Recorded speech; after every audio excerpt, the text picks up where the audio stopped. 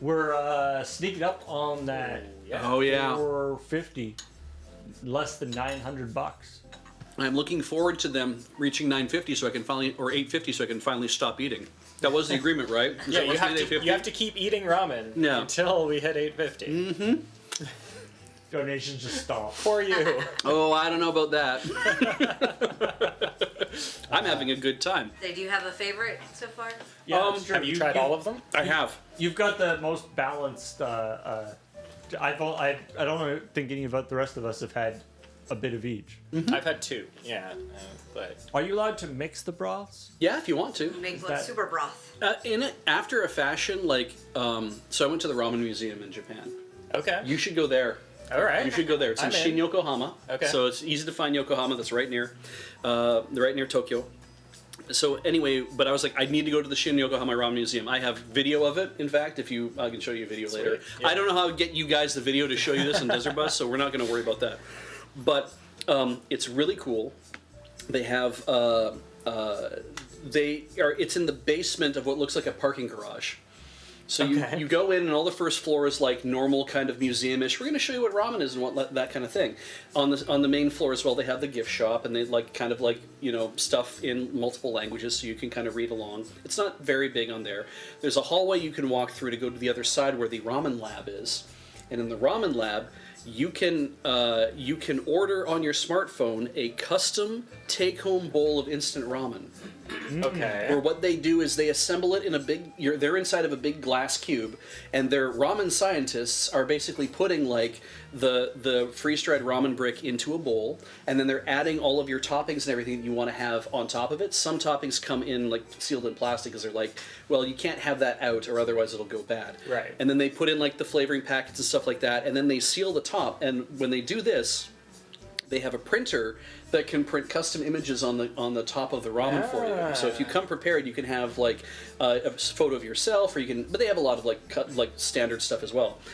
We opted not to because we're like, we don't know how we're going to be running around the rest of the time where we're here, and we don't want to like ruin this. And we kind of like, you get this now and you can eat it tomorrow kind of thing, because it's instant, but it's also like, and we can't bring it home on the plane, so we didn't opt for that. I want you to like make the order on your phone. It sends in, and the person in the glass cube or whatever looks at the order and just looks at you and goes, "No, no, not this, not this one." So, do they have really weird things that you can add to their ramen? No, Like, it's all pretty normal. Like it's Yeah. like if you want to have, I think they have tenkatsu, like the like tempura bits and stuff like Okay, that. yeah. And they have benishoga, which is this stuff, which is the pickled red ginger bits, which are not sweet like the gari is that you get with your sushi. This is a little more spicy. It's really good though. And like, do you want chopped up green onions, and do you want like any of the stuff that's kind of out here, freeze dried corn, or do you want like I think they do menma as well, so you can get like you can get actual fresh bamboo cut up, but in a plastic bag that's sealed. Right. And then I think you can even get like chashu pork and stuff like that thrown in as well. Again, things that would be sealed up and not go bad on you. They'll be in a bag so you can throw them in there, but not freeze dried pork. Like this is apparently still fresh. I think it's really interesting to see that. The reason why it's a museum, though, is you walk down to the first basement level, and as you do, you'll pass a huge lineup of bowls for everybody who has ever been in the ramen museum. There's not people who visited. I mean, the stores that have a residency in the ramen museum, because when you get down to the first level, the entire place is a Showa-era Japanese street. Oh. 2 levels. Okay. So you walk around the basement 1, and you can go down to basement 2, and on basement 1 and basement 2, there are 8 different restaurants that have residencies there, and they change all the time. And they give you a pamphlet that explains all of the restaurants, all the flavors, all the things you can have. You can go to each one and you buy so you get in for $4.50 essentially, right, to get in. Okay. But you buy your ramen at each place. So Heather and I, we got there, and I'm like, this is awesome. We're going to have tiny little tasting bowls of ramen is what I'm going to go for. Little $5 bowls of ramen everywhere we go. So they're like, well, it's $8 for a small. Okay, fine. Well, we'll have $8 wherever we go. So then they give us a bowl, like a big bowl full of, not this size. They give us a proper size bowl of ramen as a small. And then the guy next to me comes in, and he orders a regular. And I'm like, you've got to be kidding me. So you went out Yeah, like you're not a going to little go bit to of each each place. place No. for that amount of So ramen. we stopped at one place and we had some Hakata tonkotsu ramen, which is delicious. Tonkotsu ramen is one of my favorite. Lots of oil in the Hakata version. And then, and we ate there and it was like, that's fun. And now we are full. Right, you can't try all the other ones. So we walked back to the hotel. We got our things stamped. We went back to the hotel. We just hung out until I was hungry again. I'm like, "Are you hungry again?" She's like, "Yeah." I says, "Well, it is about 5. Let's go back to the museum." So we went back to the museum. Can you get back in with your same Yes, entry? once it's stamped, you can get back in. Is it like particularly historical ramen recipes? It is, because each of these places, because every restaurant in Japan is big on this, they're all known for something, that kind of idea, right? And so the people who get to run their restaurants within the museum are notable for some reason. Right. And the first time we went in, we just kind of picked one at random and like, we'll have this one here. I wanted to go to the Okinawa soba place, because Okinawa soba is kind of technically ramen, but they don't call it that, and there's a whole thing about that I'm not going to get into. But when we came back, I was like, well, where else can we go? She's like, well, let's just pick a place, like, let's find a place to eat. I'm like, well, I want to try something different, but, you know, not the same thing again. And we picked a place that had been running for about 100 years. Okay. Something like that, right? Like just 75 years, whatever it was. It's been around forever. The recipe has just kind of always been around this way. And so we went there and we ate that. Really good ramen. Really different flavor. More soy sauce based a little bit, okay. right? So like that's kind of cool. We had that. Again, we had a small. Not small. We had this, right? So I'm like, okay, so we had that. It was $8 a piece. And we came out.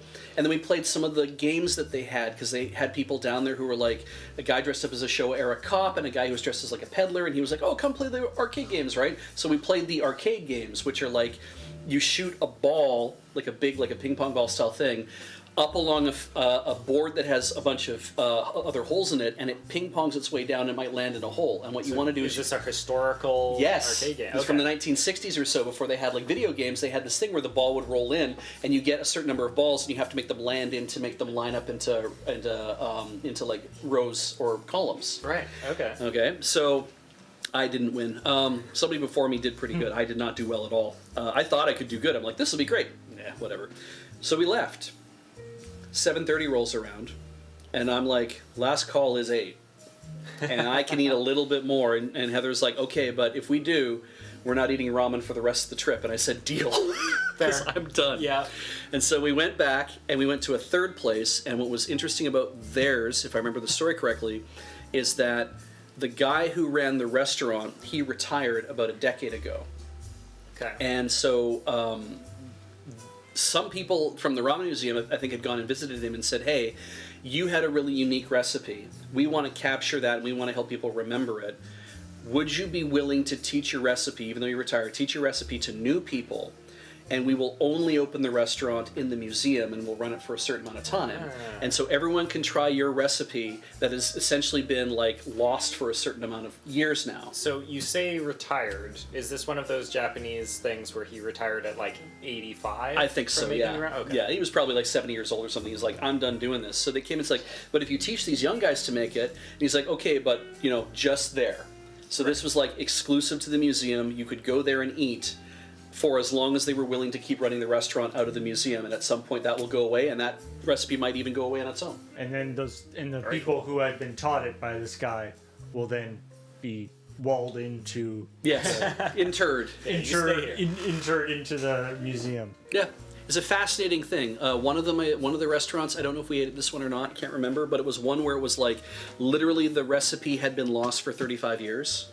And then somebody said, oh, wait, no, we can dig that back up. And they figured out how to make the recipe again. Oh. And then people have been like, yeah, that reminds me, or that seems the right wing, or whatever. And then they started making it again at this place. But some places only have, like some of the stores there only stick around for a few years. And then because they have a home base elsewhere. Right. So they have the home restaurant that's operating, and they have their little one in the museum. And at some point it's like, okay, but we're done doing that now, so come out. Yeah, we've done our advertising campaign, basically. And so, yeah, ramen shops from all over Japan, but also Hollywood, California, and Toronto, Ontario, have opened a place there as well. So that was really interesting to see that there was a Canadian representation there. Curious what the reception among the Was Japanese it like is to, maple ramen? Yeah, Toronto ramen. I don't know what what makes they it did. special. Yeah, I don't know what it was. And it was like a place that I mentioned to somebody once, and they're like, oh, I've heard of that place in Toronto. Yeah. So they just, I think you get some notoriety, and it's like, oh, we should bring them in and see how they do it in another part of the country.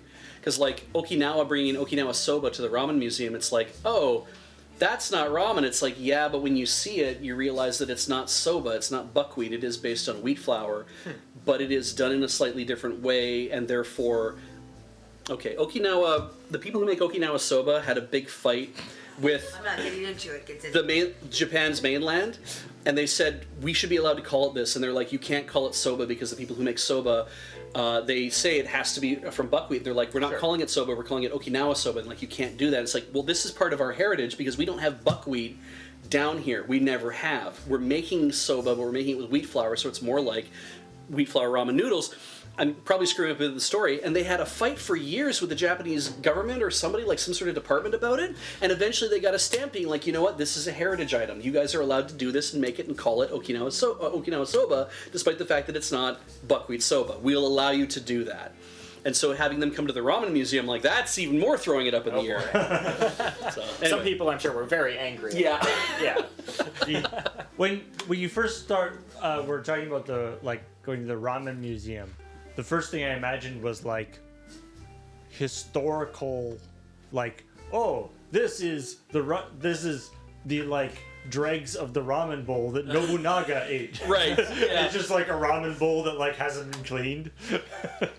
The ramen is apparently not that old. It's 1800s. Oh, really? I didn't realize that, yeah. There have always been noodle dishes for like years and years and years, but the idea of making ramen the way it's made, where you can say this is the first like emergence of this as a foodstuff, as like a thing combined together in this way, dates back into the 1800s. And mostly what that was is people are coming home from work and they need to have something to eat and they don't know where to stop off to get it, so they stop at these little roadside whatevers and they're just getting a bowl of broth with some noodles thrown in it, and that's it.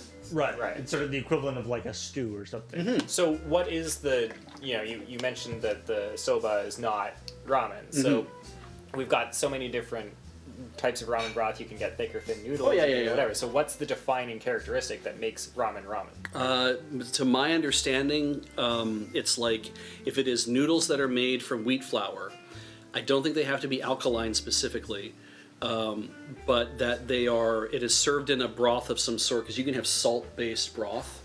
Okay. So you can have a very light tasting broth that's based on mostly like salt and kombu and stuff like that. So there has to be a broth behind it, and then the noodles go with it, and that's kind of just it. That's all you really need to do to So call something it's ramen. the noodles themselves plus some kind of broth. Yeah, that's how you define ramen. Apparently, I mean, we have like, you can get like, frozen brick of ramen, or the freeze-dried brick of ramen or whatever, and you have it in soup, or you can have it out of soup or whatever. But Right. yeah, I believe you have to have it in a broth to call it ramen. So.